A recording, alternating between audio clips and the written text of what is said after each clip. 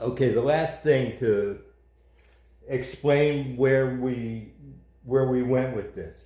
We've been making the risers at the Expert Corner Group because they emulate the original risers that Wicked Edge started with, that took this from a Wii 100 to a Wii 120. Then I took this riser after Wicked Edge introduced the Wii 130 vice, the roller cam vice that was on the Wii 130 and the Gen 3 Pro. And I put a riser under that too and made it really tall and put a longer square bar on it to make it really wide.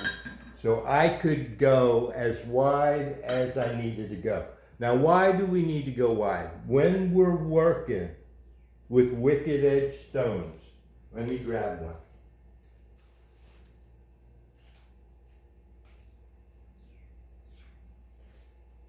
Excuse me, here's a Wicked Edge stone. They are all pretty much the same thickness. So whether you use it this way or you use it this way, it's pretty symmetrical. And when you set your angles and lock it up, because the stones from one grit to the next are pretty uniform, you can most likely get by without micro adjusting each step of the way to keep everything consistent. Now, when you work with mediums like whetstones that are taller, the calibration that Wicked Edge designs into it, and that's why they have different square bars and different risers and different height vices, is to keep that calibration in sync. As you go wider and taller, everything has to change together. It has to correlate to keep the calibration in sync. I'm throwing out that. I'm saying I'm going to use any width, height stone that I want to use, though the stones get taller, because I'm working with the cube. But what happens is, as the stones get taller, in order to get the same angle as this, you're moving everything further from the center line to compensate for this height. So a setting of 20 degrees with this narrow stone will have to be further or wider position to get the same 20 degrees with this taller stone.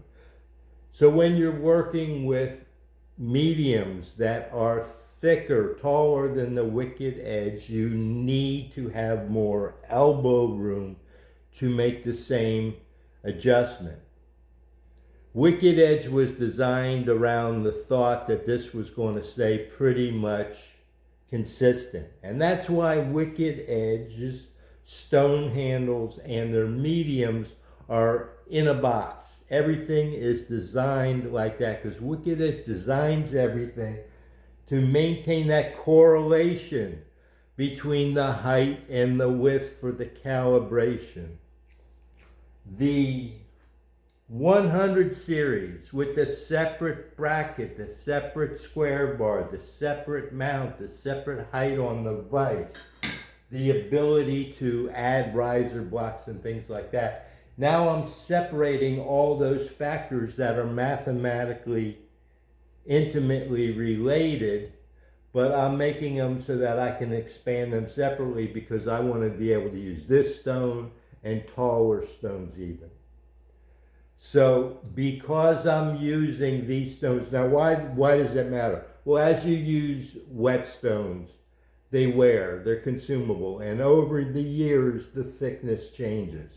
So this stone, the Wicked Edge that you buy a certain way, and it maybe wears, but it doesn't lose its dimensions. These will actually lose some of their dimensions. So you need to work with the cube to dial that in, and plus different whetstones made by different people may be different heights. Let me give you a quick example.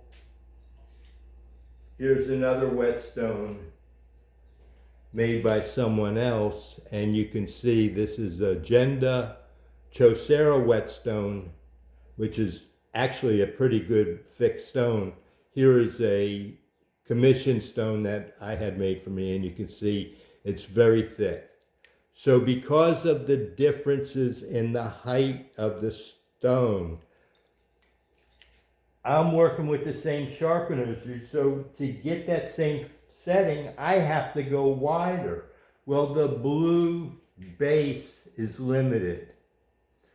So that is why my preference for practicality, for the mechanics of sharpening, is the one that is not separate. That's why I advocate for you guys with the old W100 series to look to upgrade. That's what this whole group was about, to tell you how to utilize these upgrades and get the most out of it. I'm going to stop here.